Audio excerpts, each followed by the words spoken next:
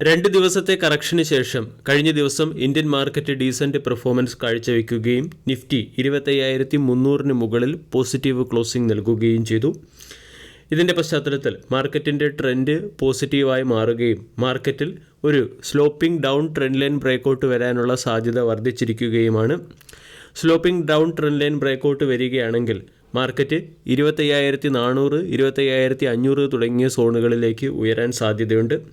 25,120 അല്ലെങ്കിൽ 20-യുടെ exponential moving average range ആയിരിക്കും ഇനിയുള്ള പ്രധാന സപ്പോർട്ടായി പ്രവർത്തിക്കുക. ഏഷ്യൻ മാർക്കറ്റിലും യൂറോപ്യൻ ഫ്യൂച്ചറുകളിലും പോസിറ്റീവ് മൊമെൻറ്റം പ്രകടമാണ്. ജപ്പാൻ്റെ ഇൻഡെക്സ് 0.95-ഉം ഹോങ്കോങ് ഇൻഡെക്സ് 0.35-ഉം ഉയർന്ന് ട്രേഡ് ചെയ്യുന്നു. കഴിഞ്ഞ ദിവസം അമേരിക്കൻ മാർക്കറ്റ് ഏറെക്കുറെ ഫ്ലാറ്റ് നെഗറ്റീവ് പെർഫോമൻസ് ആണ് കാഴ്ചവെച്ചത്. ഡോ ജോൺസ് 0.04% നെഗറ്റീവ് സൈഡിൽ ക്ലോസിംഗ് നൽകിയപ്പോൾ S&P 0.4% ഇടിയുകയും നാസ്ഡാക്ക് 0.6% ഉയരുകയും ചെയ്തു. ഗ്ലോബൽ മാർക്കറ്റിൻ്റെ വോളറ്റിലിറ്റി കുറഞ്ഞതും ഏഷ്യൻ മാർക്കറ്റ് ഡീസൻറ്റ് പെർഫോമൻസ് കാഴ്ചവെക്കുന്നതും ഫെസ്റ്റീവ് സീസൺ അടുത്തതുമൊക്കെ മാർക്കറ്റിൽ ഒരു ഫ്രഷ് ട്രിഗറായി പ്രവർത്തിക്കാൻ സാധ്യതയുണ്ട്.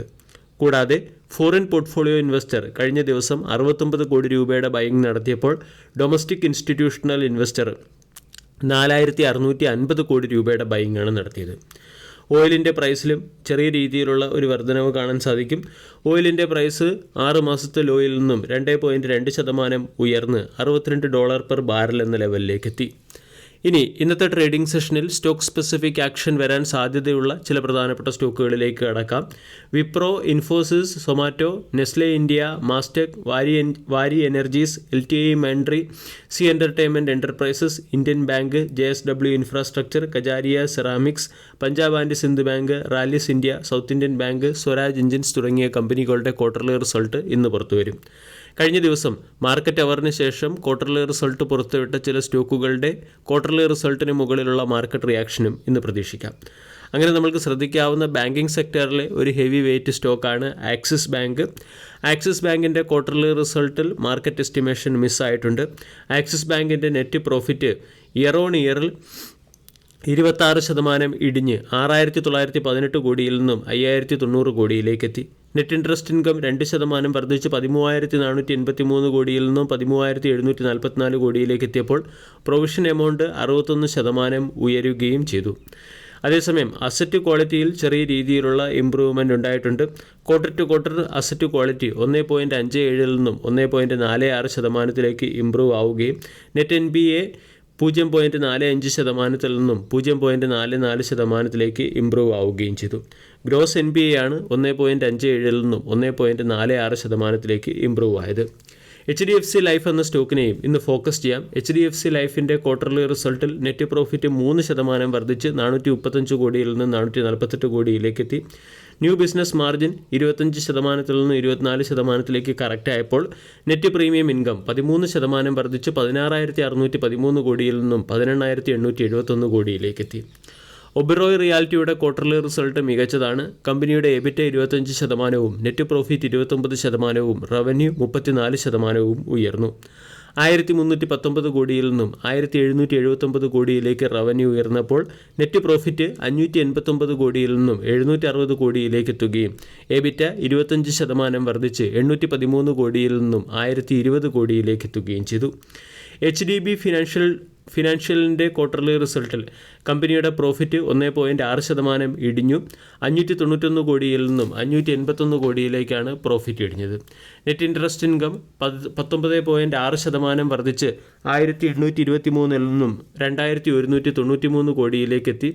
2 രൂപ പെർ ഷെയർ എന്ന റേറ്റിൽ കമ്പനി ഡിവിഡൻഡും പ്രഖ്യാപിച്ചു. KEI ഇൻഡസ്ട്രീസിൻ്റെ ക്വാർട്ടർലി റിസൾട്ടിൽ കമ്പനിയുടെ നെറ്റ് പ്രോഫിറ്റ് 31% വർദ്ധിച്ചു, റവന്യൂ 20%, EBITDA 19% വർദ്ധിച്ചു. 185 കോടിയിൽ നിന്നും 204 കോടിയിലേക്ക് പ്രോഫിറ്റ് ഉയർന്നപ്പോൾ റവന്യൂ 20% വർദ്ധിച്ച് 2,284 കോടിയിൽ നിന്നും 2,726 കോടിയിലേക്ക് എത്തുകയും മാർജിൻ 9.8% നിന്നും 9.9% ഉയരുകയും ചെയ്തു. ഡെൽറ്റ കോർപ്പിൻ്റെ ക്വാർട്ടർലി റിസൾട്ടിൽ കമ്പനിയുടെ നെറ്റ് പ്രോഫിറ്റ് 7% ഇടിഞ്ഞു, EBITDA 18% ഇടിഞ്ഞു, മാർജിൻ 26% നിന്നും 21% ഇടിഞ്ഞു. ടെക്സ്റ്റൈൽ സെക്ടറിലെ കേവൽ കിരൺ എന്ന കമ്പനിയുടെ നെറ്റ് പ്രോഫിറ്റ് 31% ഇടിഞ്ഞ് 65 കോടിയിൽ നിന്നും 44 കോടിയിലേക്കെത്തി. റവന്യൂ 14% വർദ്ധിച്ചപ്പോൾ എബിറ്റ 11% ഉയർന്നു. ഇനി മറ്റ് ചില പ്രധാനപ്പെട്ട സ്റ്റോക്കുകളിൽ വന്ന ലേറ്റസ്റ്റ് അപ്ഡേറ്റിലേക്ക് കടക്കാം. കെയ്ൻസ് ടെക്നോളജി എന്ന സ്റ്റോക്കിനെ ഇന്നത്തെ ട്രേഡിംഗ് സെഷനിൽ ഫോക്കസ് ചെയ്യാം. കെയ്ൻസിൻ്റെ സബ്സിഡറി കമ്പനിയായ കെയ്ൻസ് സെമികോൺ എന്ന കമ്പനി മിത്സുയി ഗ്രൂപ്പുമായി സഹകരിച്ച് 900 multi chip modules manufacturing facility ഗുജറാത്തിലെ സാനന്ദിൽ ആരംഭിച്ചിരിക്കുകയാണ്. ഇതിൻ്റെ പശ്ചാത്തലത്തിൽ കെയ്ൻസ് ടെക്നോളജി എന്ന മാർക്കറ്റിൻ്റെ ശ്രദ്ധ ആകർഷിച്ചേക്കും.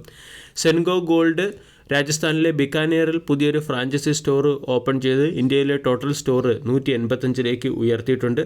RBL ബാങ്കിൻ്റെ ഫണ്ട് റൈസുമായി ബന്ധപ്പെട്ട് തീരുമാനമെടുക്കുന്നതിന് വേണ്ടി ബോർഡ് ഓഫ് ഡയറക്ടേഴ്സിൻ്റെ മീറ്റിംഗ് ഒക്ടോബർ 18 വിളിപ്പിച്ചതുകൊണ്ട് സ്റ്റോക്കിനെ ഫോക്കസ് ചെയ്യാവുന്നതാണ്. കൂടാതെ എംഡാർ ടെക്നോളജി എന്ന കമ്പനിക്ക് 67 കോടി രൂപയുടെ ഒരു ഓർഡർ ലഭിച്ചതുകൊണ്ട് എംഡാർ ടെക്നോളജി എന്ന സ്റ്റോക്കിനെയും ശ്രദ്ധിക്കാം. ഗ്രീൻ ഗ്രാഫൈറ്റ് ടെക് എന്ന കമ്പനിയും റെയിൻ ഇൻഡസ്ട്രീസുമായി ചേർന്ന് sustainable battery material solution develop ചെയ്യുന്നതിന് വേണ്ടി ഒരു പാർട്ണർഷിപ്പിൽ ഒപ്പുവെച്ചിട്ടുണ്ട്. കൂടാതെ TVS motor TVS Apache RTX bike launch ചെയ്യുന്നതിൻ്റെ പശ്ചാത്തലത്തിൽ TVS മോട്ടോർ എന്ന മാർക്കറ്റിൻ്റെ ശ്രദ്ധ ആകർഷിച്ചേക്കും. ഹീറോ മോട്ടോർ കോർപ്പ് സ്പാനിഷ് മാർക്കറ്റിലേക്ക് കൂടി അവരുടെ പ്രവർത്തനം വ്യാപിപ്പിക്കുകയാണ്. സ്പാനിഷ് കമ്പനിയായ നോരിയ മോട്ടോഴ്സുമായി ചേർന്ന് പാർട്ണർഷിപ്പ് വഴിയാണ് ഹീറോ മോട്ടോർ കോർപ്പ് സ്പാനിഷ് മാർക്കറ്റിലേക്ക് അവരുടെ പ്രവർത്തനം വ്യാപിപ്പിക്കുന്നത്.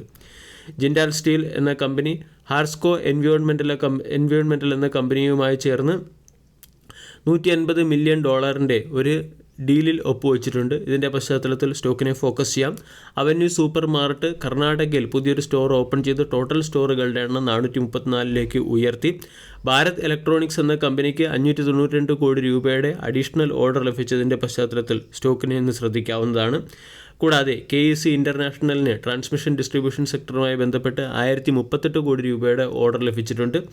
NTPC ഗ്രീൻ എനർജി എന്ന കമ്പനി 12.5 മെഗാവാട്ട് ശേഷിയുള്ള സോളാർ പവർ പ്ലാന്റിൻ്റെ കൊമേഴ്സ്യൽ ഓപ്പറേഷൻ ആരംഭിച്ചതിൻ്റെ പശ്ചാത്തലത്തിൽ NTPC ഗ്രീൻ എനർജി എന്ന സ്റ്റോക്കിനെയും ഫോക്കസ് ചെയ്യാം.